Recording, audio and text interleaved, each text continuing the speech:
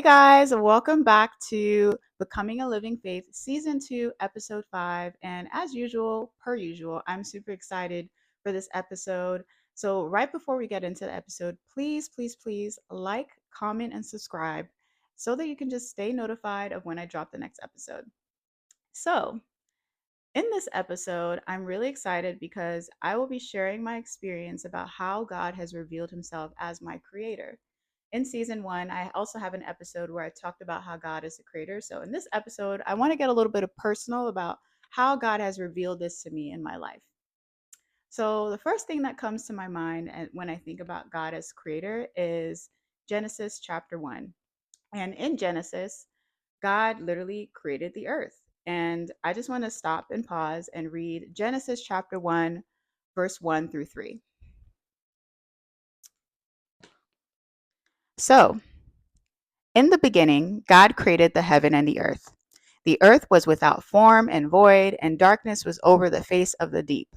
And the Spirit of God was hovering over the face of the waters. And God said, "Let there be light," and there was light. So, the reason why I read this is because a real revelation that I had as I was reading this was that God, the Son, and the Holy Spirit was present during creation. And there was complete oneness between the three of them as they created the earth. God, God, there was the Son, who is the Word, and then there was the Spirit that hovered over all of the earth and over the waters. So that was just like, wow, like you always read that and you don't realize like that the Trinity is one, that they were all present. Jesus was present during the beginning of creation, and the word that he spoke became life. And it really just sticks in my mind, just like the importance of the word, like the word actually having power to create. And then also like the spirit, like how the spirit and the father and the son all work together to create something new. So when I think about this and I just meditate on creation and God as a creator, um, the thing that came to my mind about how God has revealed himself as a creator to me is just how he has literally created something new in me. As you guys know, as I've shared in previous episodes, I was living a really fast life. Was hopping from one job to the next. I wasn't really satisfied with anything. Partying and thinking that, I was going to party my way into real, genuine friendships and relationships, and that people would really, see me. And I just had a really unfulfilled desire within me that I wanted to make an impact, but make a positive impact. I wanted to be seen, I wanted to be heard, but I wanted to make an impact, and I didn't know how to do that. So when I finally, got exhausted of all of my idols, right? And God transformed me and did a work within me as I started to read his word started to transform the way I thought and the ways in which I went about making decisions and went about going out in the world. So some things that stopped as I revealed is, I stopped partying, I stopped drinking, I stopped I just stopped and rested, and God literally took control and started making things plain to me. He started making things clear. The road ahead started to make sense. And the biggest thing that I struggled with coming into Christ was what my purpose was. And when I came into Christ, he began to speak to me about that and started to really crystallize what it means to be a child of God and then what our purpose is as a child of God. So, as a child of God, as Jesus has died on the cross for us and he has given us this identity, there are things that we are now redeemed and restored in.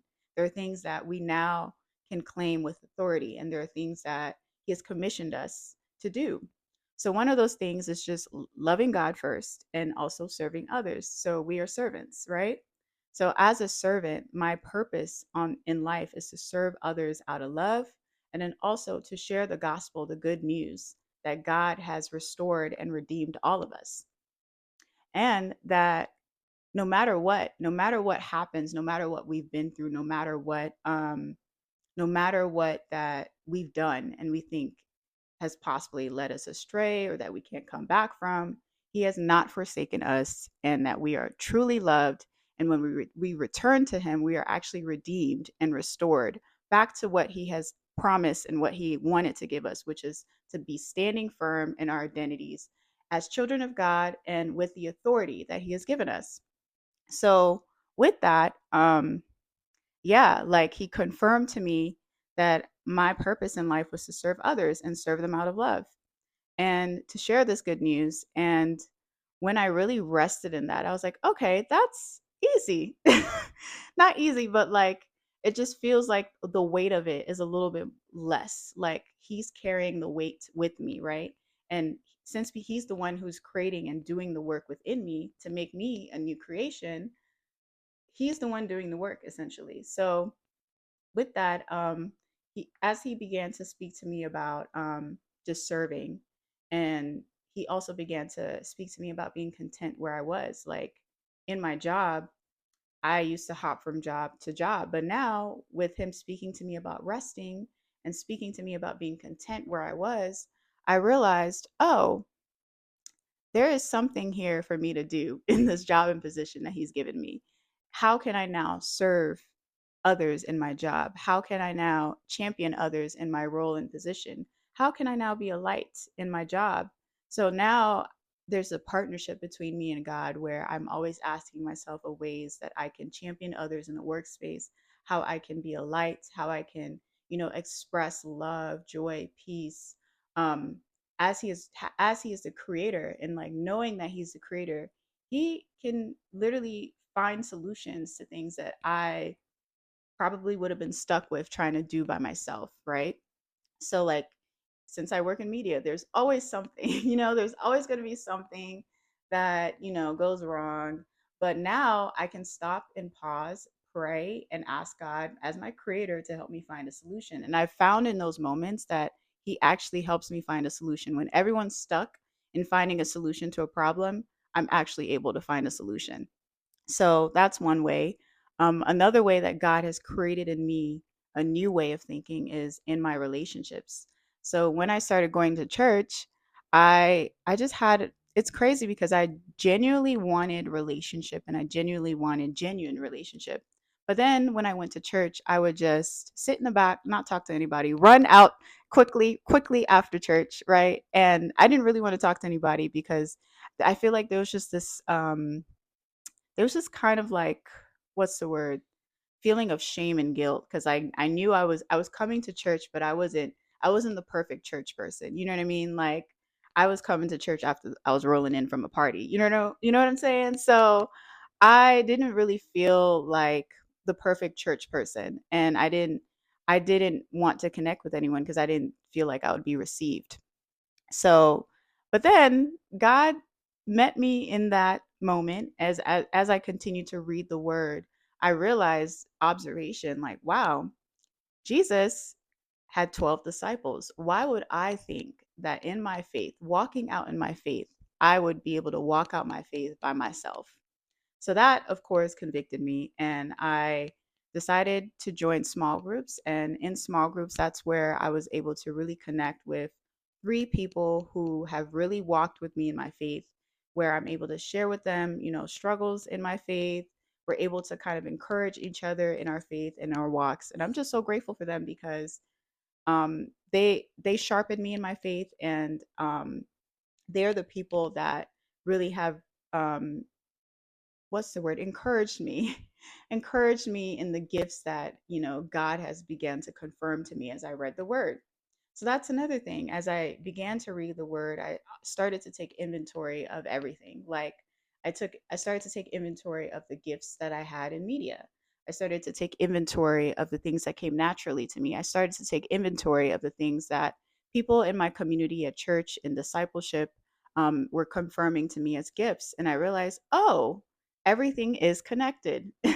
Lo and behold, everything is connected. The gifts that God has given me in media has given me a particular skill set in which I can use to serve in the purpose of loving others and also in the purpose of sharing the gospel. And I'm realizing that everything is connected. Nothing is not connected. God will use every single thing that He's blessed you with in order to fulfill the purpose that He has given you on this earth. So that has really just brought clarity in a lot of ways to me, because that isn't just a thing for me, but it's also a thing for you guys as well. Like, as you are taking inventory of your life, the things that come naturally to you, the things that where God has positioned you in life, whether it be in media, and maybe you're a nurse, maybe you're a lawyer, maybe you're an engineer, maybe you're a creative, whatever it is, there are particular skill sets that God has graced you with that you will be able to use to, one, serve Him, serve others, and spread the gospel. So these are things that has really crystallized God as the creator in me, as I'm realizing that these are the things that He has created me for and He has created within me. And it's really affirmed in me that, one, God has created me beautifully, wonderfully made in His image to be His image bearer, right? God has God sees me, God knows me, He knows my thoughts, He knows my desires, He knows what I need before I even say it. He knows what I'm going to say before I say it. So if God knows all things, right? We can't hide anything from Him. So He's going to use all of us, and He's going to require us also to surrender all to Him. And when we surrender all to Him, we're able to actually allow Him to manifest His creative power within us. He's actually able to do the work that he set out to do within us, to make us a pure heart and a clean heart. We are not the ones that does the work. He's the one that does the work. He's the one that actually provides the increase, the strength to do the things that He has called us to do on this earth. So yes, these are things that have really, really helped me in just standing firm in who God has called me to be. As He is the creator, He has the power to do all things. And also, it's also made me just be aware of true creativity, like the true source of creativity.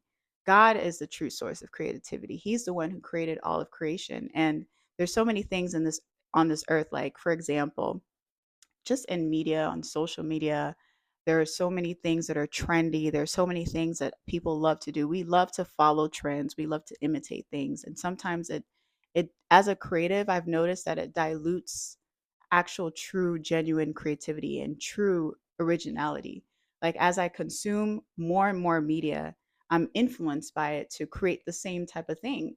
But if I truly want to actually tap into true creativity and true originality, I need to stay tapped into the word and tapped into God, who's the true source of creativity. He's the one who's actually going to be able to birth through me true creativity and true innovation, true impact, true positive impact. So God is the source of all things. God is the creator. God is the one who can create something new.